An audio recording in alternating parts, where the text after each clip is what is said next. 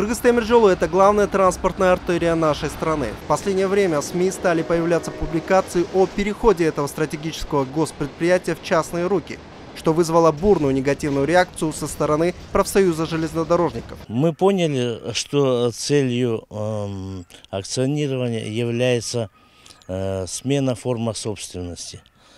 И мы, как лидеры профсоюзов, обеспокоены тем, что частники,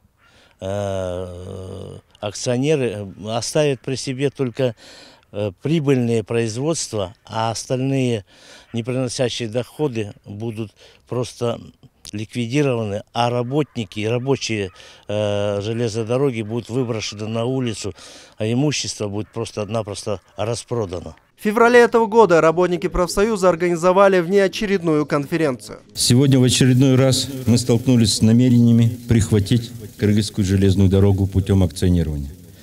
Анализ процессов, происходящих на протяжении более 15 лет вокруг железнодорожной отрасли, дает нам основания считать, что имеет место быть де-факто вмешательство узкогрупповых политических сил, то есть имеется в виду отдельных должностных лиц, наделенных властными полномочиями, в том числе занимающих политические должности. Предполагаем, что в число вышеупомянутых должностных лиц входят генеральный директор ГПНК КТЖ, министр транспорта и дорог Кыргызской Республики, глава фонда по управлению государственным имуществом Кыргызской Республики, премьер-министр Кыргызской Республики и отдельные депутаты Джугурку Кенеша.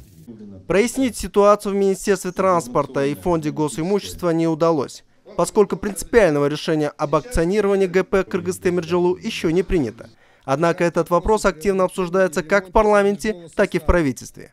Генеральный директор Кыргыз-Темиржолу Канатбек Абдыкеримов предложил концепцию, в которой предусматривается создание совместного предприятия с инвесторами по экспедированию грузов и внедрение механизма государственного и частного финансирования. Но такая передача железной дороги в частные руки не всегда приводила к хорошим результатам. Многие железные дороги прошли все эти этапы акционирования и теперь проводят ренационализацию.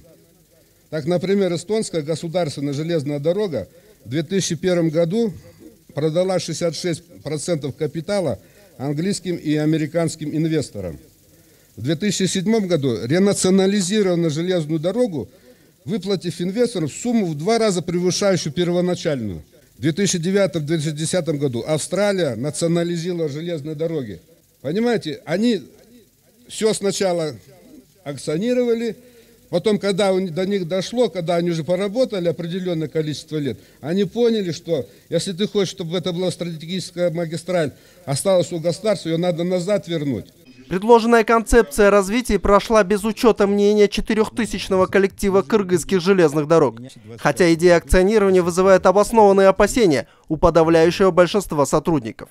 Бул деген Кыргыз-Темиржолу, бул эч кимдики эмес, бул кыргыз элинин мурасы. Жанагы орусча айтканда народное достояние. Бул деген тарых. Придет какой-то частник и начнет нас всех увольнять. Ты не такой, ты не такой, ты не такой. Я вот своих людей приведу. И что на этом будет? Мы абсолютно не знаем, останемся мы работать или не останемся, или закроют вокзал. Что будет? Нас на другую работу никто не возьмет. Так что пусть они не доводят нас до крайних мер. Если понадобится, мы будем отстаивать свои рабочие места там, на площади, как это отстаивали в 2006 году. Пусть они не доводят нас до крайности. Но, похоже, у власти уже сформировалась определенная позиция по вопросу акционирования железной дороги. И министр транспорта, и фонд госимущества, и вообще позиция правительства, что нужно акционировать. Государственный пакет все равно останется за государством, во-первых. Во-вторых, это сделает компанию прозрачной. Как минимум 1 раз в год они будут свою финансовую отчетность публиковать в средствах массовой информации, во-первых. Во-вторых, будет возможность и необходимость привлекать такие аудиторские компании, ну, такие с мировым именем. Вот акционирование как раз-таки к этому и придет. Сделает открытым прозрачную деятельность, финансовую деятельность и непосредственно вот само руководство железной дороги. Ясно, что бурное обсуждение о судьбе кыргызских железных дорог еще впереди. Пожалуй, не столь важно, какой будет форма собственности. Главное, чтобы соблюдались наши национальные интересы и люди, посвятившие свою жизнь кыргызским железным дорогам, не остались без работы.